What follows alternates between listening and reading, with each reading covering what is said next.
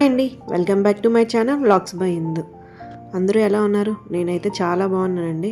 ఇప్పటికే ఈ వీడియో ఏంటనేది మీకు థంబ్‌నెయిల్ చూసి అర్థమైపోయి ఉంటది. అదేనండి మా చెల్లి ఫంక్షన్ కోసం ఫోటోషూట్ అయితే చేస్తున్నాము. ఈ బ్యాక్‌గ్రౌండ్ చూసి మేము ఎక్కడున్నామో ఎవరైనా గెస్ చేస్తే గెస్ చేయండి. అది నేను చెప్పకముందే మీరు గెస్ చేసి ఉంటే కామెంట్‌లో అయితే చెప్పేయండి. చెల్లి ఫంక్షన్ ఏమో గానీ నాకైతే మామూలుగా కష్టాలు లేవండి. ఏంటి ఫంక్షన్ అంతా నువ్వే చేస్తున్నట్టు నీకేంటి అంత కష్టం అని అనుకుంటారా? నేనేం ఫంక్షన్ చేయట్లేదు కానీ దాని ఫంక్షన్ అనేసరికి ప్రతిదానికి వెళ్ళాల్సి వస్తుంది. ఇంకా ప్రతి చిన్నదానికి షాపింగ్ అని, ఇంకా ఫోటోషూట్ అని, ఇంకా ప్రతి దానికి దగ్గరుండి అటు ఇటు తిరగాల్సి వస్తుంది. ఇంకా తిరగడం ఏమో కానీ నాకైతే కాళ్ళ నొప్పులు, తలనొప్పు మామూలుగా లేదు. చెల్లి మాత్రం ఫొటోస్కి పోజ్ ఇస్తూ బాగానే ఎంజాయ్ చేస్తుంది. ఇక్కడ నా పరిస్థితి అయితే మామూలుగా లేదు. పైన చూస్తే ఎండ, కింద చూస్తే మొత్తం చెమట. సరే చెమట అయినా తుడుచుకుందాం అని చూస్తే మొహం అంతా మంట. ఎండకి ఎంత ఎండ కొడుతుందో ఫేస్కి. కానీ మా చెల్లికి మాత్రం చిన్న చెమట చుక్క కూడా పడట్లేదు. ఇంకా ఫోటోగ్రాఫర్ అయితే చాలా మంచిగా ఓపికగా అయితే ఫొటోస్ తీస్తున్నారు. ఇంకా మా చెల్లిని పలకరించడానికి అయితే తన ఫ్రెండ్ అయితే వస్తుంది.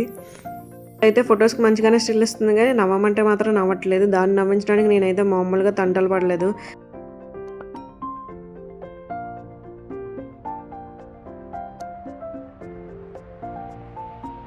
ఎప్పుడు చెప్పలేని కుళ్ళు జోకులన్నీ చెప్పాను దాన్ని నవ్వించడానికి.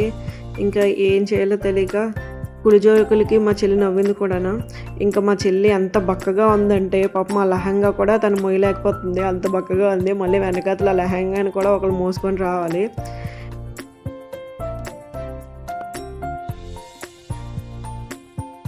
ఫోటోగ్రాఫర్ విషయానికి వస్తే బాగా సపోర్ట్ చేశాడు. అతను కూడా కొత్తగా నేర్చుకున్నాడంట. నేను పేరు డీటెయిల్స్ అవన్నీ మర్చిపోయాను, సరిగ్గా గుర్తులేదు. కానీ ఆ బ్రో అయితే చాలా బాగా హెల్ప్ చేశాడు మాకు. ప్రతిదీ దగ్గరుండి ప్రతి పోజు చెప్పి మరి మాకు ఓపిక లేకపోయినా, మెయిన్ నాకు ఓపిక లేకపోయినా వెళ్ళిపోదాం అని చెప్పినా సరే వదలలేదు. ఇంకా ఫొటోస్ తీస్తూనే ఉన్నాడు. ఫోటోగ్రాఫర్ ఆ బ్రో ఎంత మంచివాడంటే అతను కొత్తగా నేర్చుకుంటున్నాడని చెప్పాను కదా, మీకు ఫ్రీగా ఒక వీడియో ఎడిట్ చేసి పెడతాను, యూట్యూబ్ ఛానల్ ఉందన్నారు కదా, యూట్యూబ్ ఛానల్లో పెట్టండి అని చెప్పారు. సర్లే సర్లే యాడ్ చేస్తానని చెప్పాను. ఇంకా వెంటనే అతను ఎడిట్ చేసి చిన్న చిన్న క్లిప్స్, మేమైతే ఓన్లీ ఫొటోస్ కోసమే తన్ని రిక్వెస్ట్ చేసుకున్నాము. కాకపోతే అతను కొన్ని వీడియో క్లిప్స్ కూడా తీసి ఆ వీడియోస్ని ఎడిట్ చేసి మాకైతే ఒక వీడియో సెండ్ చేశారు. చాలా బాగా ఎడిట్ చేశారు వీడియో అయితే. ఆ వీడియో మీకు లాస్ట్లో యాడ్ చేస్తాను, చూసేయండి. మేము స్పెట్స్ ఏం తీసుకురాకపోతే అతని దగ్గర ఉన్న స్పెట్స్తో కొన్ని స్టిల్స్ అయితే తీసాడు.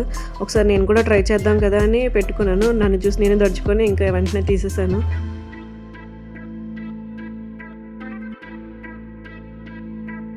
నాకు ఈ లెహంగాలో మా చెల్లిని చూస్తుంటే మా చెల్లి కన్నా ఆ లెహంగానే ఎక్కువ బరువు ఉంటుందేమో అనిపిస్తుంది.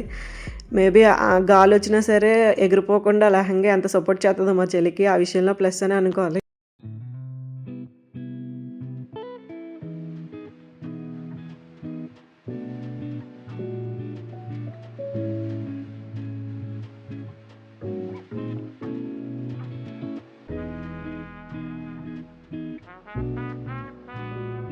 ఏ పార్కో చెప్పాను కదా, ఇదైతే స్టీల్ ప్లాంట్లో సెక్టర్ గుర్తులేదు నాకు, సెక్టర్ ఏంటో తెలియదు కానీ మహాత్మా గాంధీ పార్కు.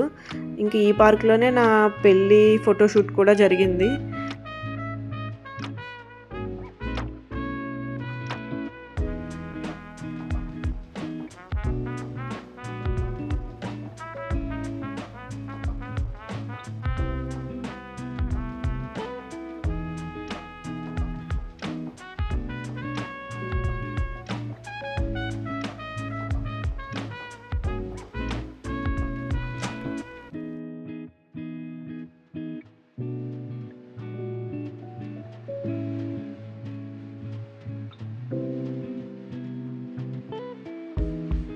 కానీ అప్పటికి ఇప్పటికి చాలానే చేంజెస్ వచ్చాయి. ఇంకా ఒక మర్రి చెట్టు ఉండేది. ఆ మర్రి చెట్టు దగ్గర మేము చాలా ఫొటోస్ తీసుకున్నాం. అండ్ బాగా వచ్చినాయి కూడా ఆ మర్రి చెట్టు. కానీ ఇప్పుడు ఆ మర్రి చెట్టు అయితే పడిపోయింది. వెనకతలు కనిపిస్తుంది కదా, అదే మర్రి చెట్టు.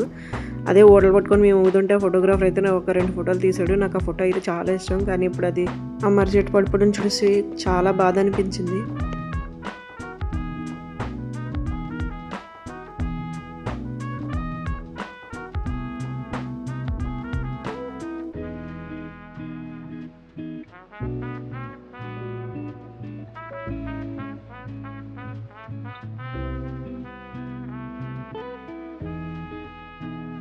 ఫోటోగ్రాఫర్ లెహంగా అయితే చేంజ్ చేసేసి వేరే డ్రెస్ వేయమన్నారు. ఇంకా వేరే డ్రెస్ వేయమనేసరికి మా చెల్లి ఆనందానికి హద్దులు లేవు. ఎంత త్వరగా ఈ లెహంగా ఇప్పేద్దామా అని పరిగెట్టుకుంటూ వచ్చేస్తుంది లెహంగా తీసేయడానికి. ఇంకా నాకైతే ఫుల్గా మొహం అంతా మండిపోతుంది ఎండకి. వాటర్తో అయితే కొంచెం ఫేస్ వాష్ చేసుకున్నానో లేదో ఇంకా మండుతుంది. ఎంత కడిగినా సరే జిడ్డు మాత్రం పోవట్లేదు ఫేస్ మీద ఉన్నది. అసలు ఈ సన్ బ్రోకి నా మీద జాలే లేదనుకుంటా. అసలు ఇంటి దగ్గరకు వచ్చానో లేదో మొత్తం ఎండలతో నాకు చంపేస్తున్నాయి. గుజరాత్లో ఉంటే హ్యాపీగా అంత మంచిగా ఎంజాయ్ చేస్తూ ఉండేదాన్ని. ఇక్కడికి వచ్చి ఇన్ని కష్టాలు పడాల్సి వస్తుంది ఈ బక్కదాని వల్ల. ఇంకా మా చెల్లికైతే డ్రెస్ చేంజ్ చేసేసాము. నాకు మా చెల్లి గురించి తెలిసే లాంగ్ ఫ్రాక్లు అయ్యి గట్రా ఏం తీయలేదు. ఇంక ఇది ఎలాగో వేర్ చేయలేదు అని చెప్పేసి సింపుల్గా డ్రెస్సులు అయితే తీసేసింది. ఇంకా వాడితోనే ఫోటోషూట్ అయితే కానించారు. ఇంకా ఫోటోషూట్ చేస్తూ ఉండగా మా చెల్లి అయితే అక్క నాకు ఆకలిస్తుంది ఏమైనా తీసుకురా అని చెప్తుంది. ఇంకా చుట్టూ ఎతికాను ఎక్కడైనా షాపులు ఉన్నాయేమో అని. చిన్నగా దూరంగా ఒక షాప్ అయితే కనిపించింది. ఇంకా ఆ షాప్కి అయితే వెళ్ళిపోయాను. మొత్తంగా వెతికితే నాకు ఈ ఒక్క షాప్ తప్ప ఇంకేం కనిపించలేదు. మరి ఇంకా పక్కన ఏమైనా ఉన్నాయేమో నాకు తెలీదు. కనిపించింది ఒక షాపే కాబట్టి వెంటనే వెళ్ళి దూరేశాను. ఇంకా మొత్తం అయితే ఒక వీడియో తీసుకున్నాను ఏమేమి ఉన్నాయో అని. ఇంకా మా చెల్లాయిలు అయితే లేసు కూల్ డ్రింక్లు అయితే తీసుకురమ్మన్నారు. వాళ్ళ కోసం అయితే ఇంకా లేసు కూల్ డ్రింక్స్ అయితే తీసుకొని వెళ్ళిపోతున్నాను. ఇంకా మా చెల్లి అయితే ఐస్ క్రీమ్ తెమ్మని చెప్తుంది. అక్కడి నుంచి ఐస్ క్రీమ్ తెస్తే నేను మూతంతా పాడు చేసుకుంటా ఫొటోస్లో ఏమొస్తాయి అని చెప్పి ఇంకా ఐస్ క్రీమ్ అయితే తీసుకురావడం మానేశాను. తెచ్చిన లేసు కూల్ డ్రింక్లు అయితే ఎవరికి వాళ్ళవి పంచిపెట్టేశాను.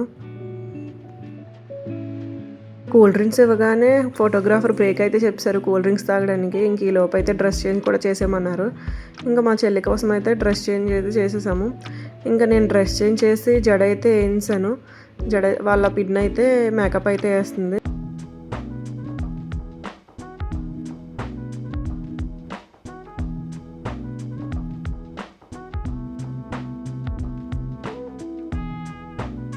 చెమటలు తుడిచేసుకుంటున్నావు నువ్వు చేసే పని ఏముంది అని అనుకుంటారేమో. నేను పని చేసేదంతా మా చెల్లిని వీడియో తీయమంటే అది ఎంత చండాలంగా తీసిందంటే మొబైల్ని 40 వంకలు తిప్పి మరీ ఒక వీడియో తీసింది. ఇంకా ఆ వీడియోని ఎడిట్ చేసి నేను ఈ ఫోన్లో పెట్టలేక నాకే చిరాకు వచ్చి నేనే డిలీట్ చేసి పడేస్తాను. నువ్వు పనిచేసే వీడియోలు లేవు నువ్వేం పని చేసావు అని అనుకోకుండా నేను చాలా పని చేశాను మా చెల్లి ఫోటోషూట్ కాదు కానీ.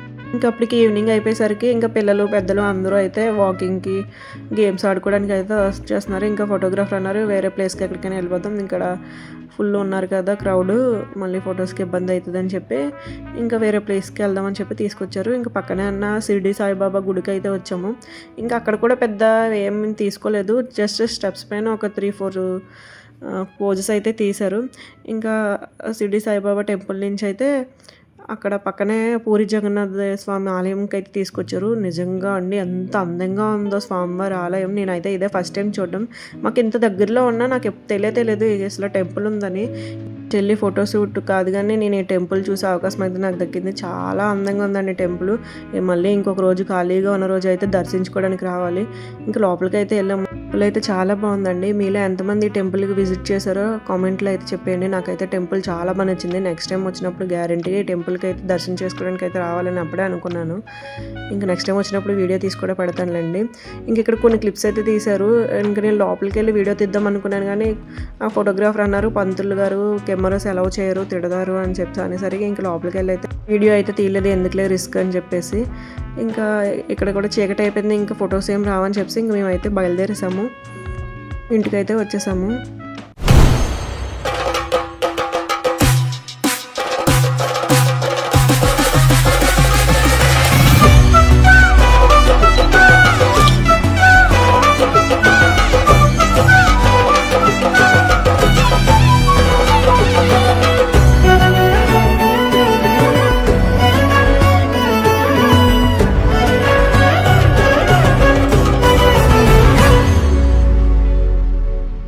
అంతే అండి ఈ వీడియో చివరి వరకు చూస్తారంటే ఈ వీడియో మీకు నచ్చే ఉంటుంది కదా. సో ప్లీజ్ లైక్ చేసి షేర్ చేసి సబ్స్క్రైబ్ చేసుకోండి. Thank you for watching.